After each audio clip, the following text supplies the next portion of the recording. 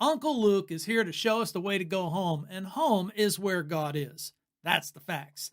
And this week, we got to get our ADD cured. Curing ADD. That's what we're looking at here as Uncle Luke shows us the way to go home. Come on in, let's check it out together. Luke chapter 9, verse 28 to 36. All the bubbas of the world, we got one mission in mind. Welcome to the Biblical Channel. Always glad somebody's coming up because we need to talk about God. That's my assessment. That's what, I get the sense of is we need great conversations in our life. We need great stories in our life. We need good stuff in our lives because we ain't getting enough of the good stuff. And we got to just learn how to talk about God. We ought to be reading our Bibles, saying our prayers, getting together, talking God. Talking God ought to be as natural to us as talking fishing. Caught a marlin. Yeah. And let's talk God. Should all be flowing easily from our lips. And I think the Bible is so extraordinary because if it's read correctly, it should always make us laugh. It should always make us comfortable. It should always give us some good insight to ourselves. Oh yeah, it might mean changing some of your habits and your hurts and your ways, but it's all for the good. There is no better document to lift our spirits, to lift our state of mind like the Bible. And it claims that God gave it to us, and through the hands of people, blah, blah, blah. But that's why we're here. Get talking about God. All the bubbas of the world, come talk about God. That's what we're trying to do. Bubbas mean, all of us common, average, ordinary people of the world. Let's just get together and talk God. Anyhow, we ought to be thinking and have a mind like Mary does. And Mary just has a mind for magnifying the Lord. She says her soul magnifies the Lord. She said her spirit rejoices in God, her Savior. That's what we want to get to. That's how we want to be. That's our attitude. God looks to the humble estates of his servants, like us, like her. And we want to get into the zone like Jesus tells us to get into the zone when we pray to our Father who is in heaven, to our Dad who is in heaven. That his name is above all name. There's no better name than God's name, that his kingdom is coming, that his will is going to get done. And we ought to be doing his will on earth as it is in heaven. And we ought to be thankful for the daily bread that we have, but we need more than just bread to live on, as the great book says. And so we are, thankful for the words that God gives us so that we can indeed come to the right conclusions about the world that we're living in and where we're heading. And it's all about forgiveness, forgiving our debts. And so we ask God to forgive us the same way that we forgive others. We ought to be the most forgiving people on the planet. That doesn't mean you got to turn around and trust somebody. No way. Lead us not into temptation. That is our great plea. And deliver us from evil, which God promises he will do. Just reach out and say, deliver me from temptation. Deliver me from evil. Get me away from temptation. Okay, let's dive into this week's talk. And this week's talk is brought to us on a mountain. Yet again, Jesus goes up on a mountain. And anytime that Jesus goes up on a mountain, it starts bringing back some memories. When Moses went up on a mountain, lots of things happen on a mountain in the Bible. And so the backdrop to what's going to happen next in our storyline and what God is telling us through the words of Jesus, through the words of the disciples, through Peter, James, and John, through Luke, Uncle Luke. Well, it's coming to us. So this is a good story, and it's kind of like a chia pet or, one of those little, things that you put into water and you put a little water on it and just blows up, because it's just saturated. It's prego with meaning. It's, and it's not hard to work out. It's not secret stuff. It's just that, it's condensed, baby. It's condensed so that we would talk about it, and talk about it we will. So the whole thing starts off by Uncle Luke telling us that 8 days later, or 8 days after these sayings, Jesus takes Peter, James, and John up on the mountain to pray. Come on, fellas, let's get up here. Let's come pray with me, Jesus says. And Uncle Luke, I think what Luke is doing here with the 8 days is pretty simple. Biblically speaking, on the 8th day, a lot of important things happen. So it's kind of common throughout the Bible that the 8th day, is a day of importance. So I think Uncle Luke is throwing that cue out there. But when I think of the most prominent thing that's funny that happens on the 8th day, and it is the most prominent thing. It's circumcision. Circumcision for a baby is supposed to happen on the eighth day. Now, on the eighth day for the baby, has no recollection. I think I was circumcised on I have no idea when I was circumcised, but I don't remember a thing. So it's not about the baby, but it's about the symbolism of removing something.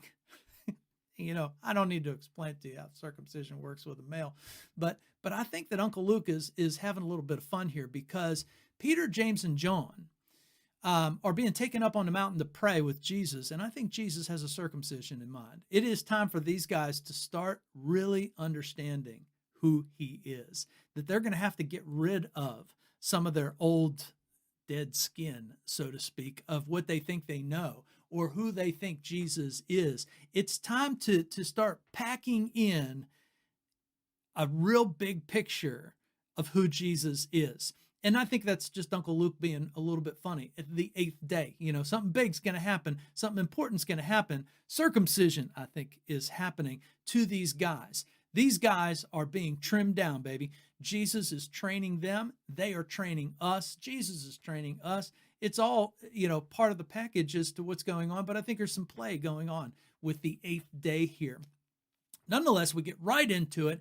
And as Jesus is praying, his appearance of his face was altered and his clothing becomes dazzling white. Now, this is the part where I say is just loaded or impregnated or pregoed with all kinds of meaning. And I don't expect everybody to be familiar with their Old Testament, but if you were, there is some things that should come to mind from the old part of the storyline that involve Moses, that involve a prophet named Daniel and a prophet named Elijah as well. But just those simple words that his face was altered, that Jesus, as he's praying, his face is altered and his clothing becomes dazzling white. And we almost, can conclude that there is this great, magnificent gleaning, a glory. And that reminds us that when Moses, so if we did peel back to when Moses, was that guy going up and down a mountain and speaking with God, and when he comes down from that mountain in Exodus chapter 34, verse 29, with those 10 words from God, the 10 commandments, we hear these words. Remember, this is what it says in Exodus chapter 34, verse 29. And it is when Moses came down from Mount Sinai with 2 tablets of the testimony in his hands, Moses didn't know that the skin of his face shone because he had been talking with God. Shone means shining. Moses like beaming. And everybody's like, whoa, Moses, whoa, what is going on with your face? Your face is altered. And so when Jesus' face is altered, it's bringing back these days when Moses, speaking with God, his face would just be completely changed. It would just glowing and shining. It's pretty cool because that's the moment that is happening here. Jesus, all of a sudden, his face is shining, but more than his face is shining, his clothes just start taking on this high beam, kind of effect. Burn, burn, high beams everywhere coming from his clothing. And again, our, familiarity with the Old Testament comes into play here. There's a prophet named Daniel, and Daniel's in kind of the middle of the Bible, as far as a book of the Bible. But Daniel comes at a very kind of weak time in Israel. Israel's been kicked out of the promised land. The Babylonians have sacked them, and Daniel is a prophet bringing, kind of good cheer and good news, some visions of the way forward. Because if you were an Israelite and you got sacked by the Babylonians, you might be tempted to think that God is done with you, that he has washed his hands of you, that he has shaken the dust of his own sandals away from you. And the prophet Daniel is there to say, whoa, whoa, whoa, God is not even close to being done with what God is going to do. And in that text, Daniel gets this crazy vision. And I'm just going to read that text for us. And it comes from Daniel chapter 7, verse 9, and Daniel chapter 7, verse 13 to 14. And Daniel says, I looked and there were thrones all around, and the Ancient of Days, that's a code word for God, the Ancient of Days took his seat, and his clothing was white as snow. Sound familiar?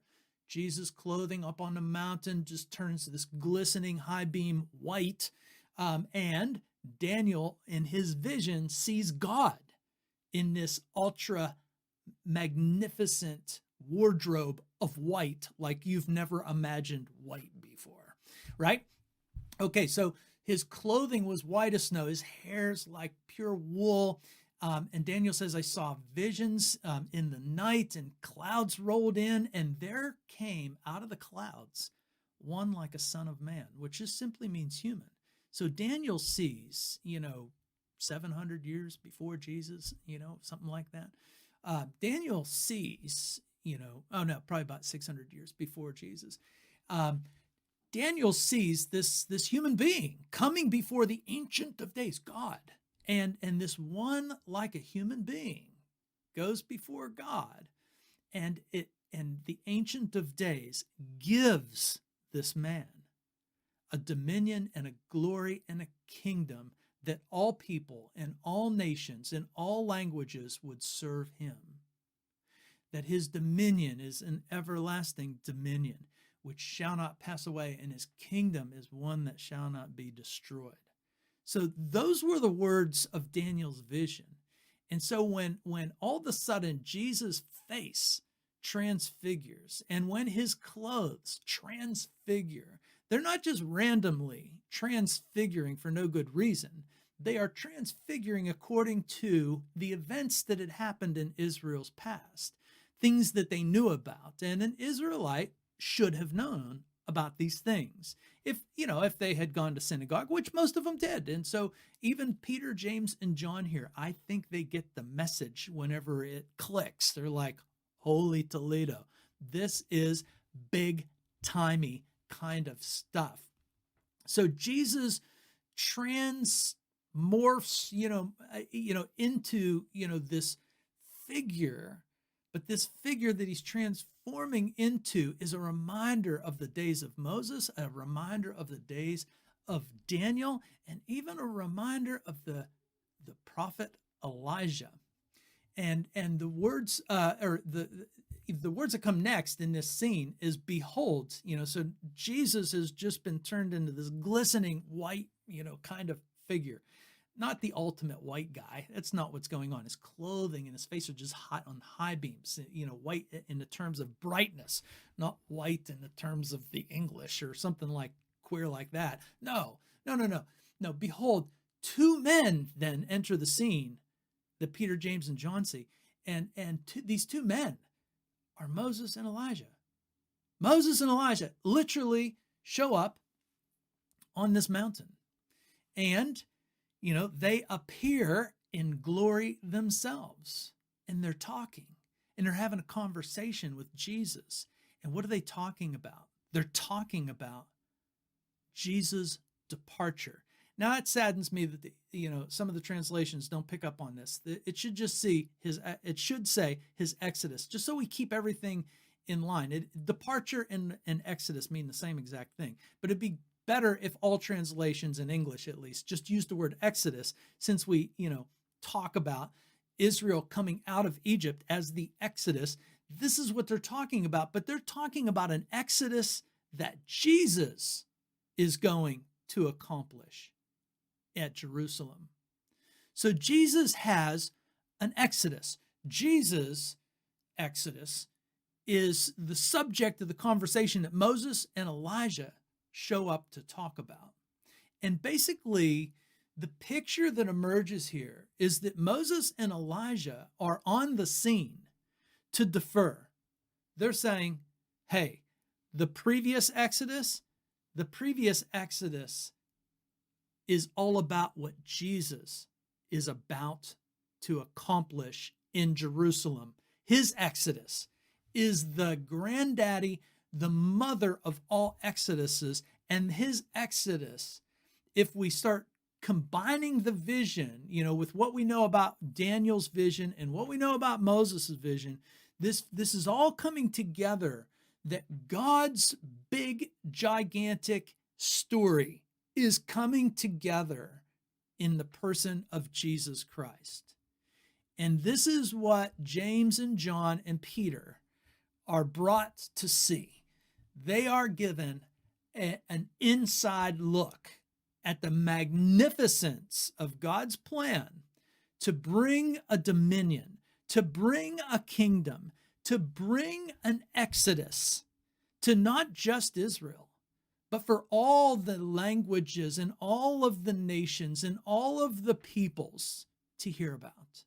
This one is big, and Jesus is right there as God's man, as God's chosen one, as God's Messiah, as God's Christ, as God's anointed. In fact, as God. But that is the effect of the scene. And the reason why I think Elijah is brought into the scenario here is that the last of the speaking prophets is Malachi. And Malachi says, well, let me just tell you what Malachi says. He says, behold, and Malachi is the last speaking prophet. So Malachi is probably speaking around, 400, BC, 400 years before Jesus. And Malachi's words to the people of Israel is this from God. Behold, I'm going to send Elijah the prophet before the great and awesome day of the Lord comes. So Jesus has also referred to John the Baptist as completely fulfilling the fact that Elijah was going to be sent. John the Baptist dresses like Elijah. John the Baptist's message is much like Elijah's message. John the Baptist is bold like Elijah is bold. And Jesus says, yes, John the Baptist is fulfilling and has fulfilled the promise that God made to send Elijah. Okay? So Elijah now personally shows up, and Moses now personally show up to tip their hat, to bow themselves down, that everything they did was about this moment in Jesus Christ. So if Moses and Elijah, as the old part of the Bible, the Hebrew part of the Bible's prophets, are bowing down to Jesus, then how much are all the other prophets of the old part of the Bible, the old part of the storyline, how much are all the other prophets bowing down to what God is now doing in Jesus Christ? That's the effect. That's the punch that's coming in, is that there will be no prophet, and there is no prophet that can, that would not, if a prophet's from God, there is no prophet that would not yield and bow to the great exodus that Jesus is about to perform in Jerusalem. Now, you and I as Christians know that means his death and his resurrection, his cross, the cross outside of Jerusalem, where he is murdered, killed, with common criminals, a criminal's death on a cross, a Roman cross, a scourge to humanity. This will be God showing the world that his plan is for everybody. And the plan is all about the forgiveness of sin and the meaningful accomplishment of victory over death. So, but remember, we're back in the story where Jesus is giving Peter, James, and John some inside knowledge. He is letting them see really who he is. And this, as we're told, this is scary stuff. Like this is life-changing, life-shattering stuff. This cannot be forgotten once you've seen it. And that's how, but Peter, James, and John are just humans. They are commoners. They are rough and rowdy, kind of people. As far as professionally goes, they're Carhartt people, the Carhartt wearing people, they're workers. They have rough hands. They have rough countenances. They're common folks. And so their response to this whole thing is quite funny. And funny it is. Peter and those who were with him actually had fallen asleep. Now, this is where the ADD kicks in, right? I mean, isn't it just hilarious that Peter, James, and John, while Jesus took them up to pray, they fall asleep. Why? Well, because most humans, struggle to pray and it's tempting to fall asleep in prayer a lot. In fact, we say our prayers oftentimes right before bedtime. Peter, James, and John, they fall asleep, but they awake. Okay, they awake and they see this glory, and the two men standing with Jesus talking about all this, and as the men were parting from him, Peter is just Peter, and he's just classic. He's just he's just that guy he's hilarious. And he says, Master, it's good that we're here. Let me make a 3 tents, one for Moses, Elijah, and then Uncle Luke steps in. He says he didn't know what he's talking about.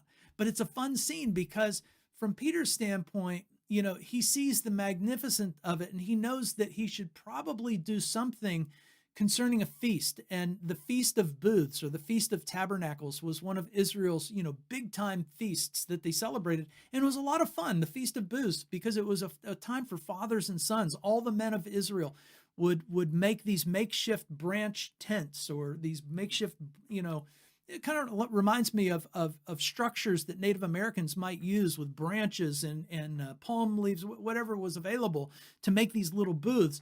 Well, Israel would celebrate this, and it was a time where all the men, got together and they did sacrifice, but it was all about remembering the great Exodus out of Egypt that God had performed for them, how he had redeemed them, and that ultimately the message was about the forgiveness of sins. But Peter, I think he just falls back to his, his most positive childhood days with his own dad.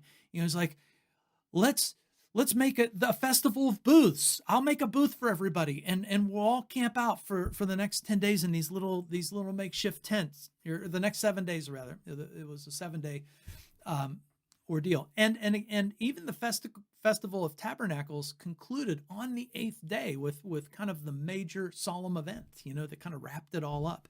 So again, Uncle Luke, I think, is just using that 8th day to clue us in to, something big is going to happen. And I do think that the most important thing here is that Jesus is indeed circumcising. He is cutting away from Peter, James, and John any of the excess baggage that they are attaching to Jesus, or at least, the process is beginning of doing that. So then the whole moment just kind of goes away, starts to go away. And this great cloud comes over all of them, and they were afraid, as any of us would be. And a voice comes out of this cloud and says, "This is my son, my chosen one. Listen to him." It reminds us of the baptism when Jesus was baptized. The great voice, from the clouds said, "This is my son, my beloved son, my chosen one. Listen to him." Now, again, reiterating that. And again, this is where the ADD comes in.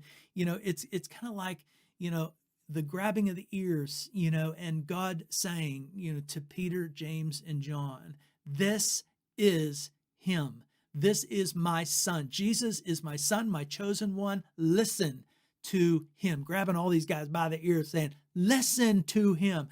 That's how the old medication for ADD was dad grabbing you by the ears and saying, "Listen." So that is how the scene just kind of develops, and then it just, these guys were all left dumbfounded, and they didn't even talk about it. They were like, they're speechless. They were speechless. After the voice had spoken, Jesus was alone, and they kept silent, and they head down the mountain. But what do we have at the end of this? What we have at the end of this is some, great takeaways. Number one, Jesus biblically, from the front to back of the Bible, Jesus is the climax. Jesus is the apex. Jesus is the top of the story of God playing out the greatest story ever played. It also tells us that, when the text of the Hebrew part of the Bible is being used in the person of Jesus as God is playing out his great play among us, that God actually enjoys putting together a great story. Because honestly, this story has been going on since the very beginning of time. And Moses himself predates these guys by about, 1,400 years. So Moses is a 1,400-year-old event, to these guys.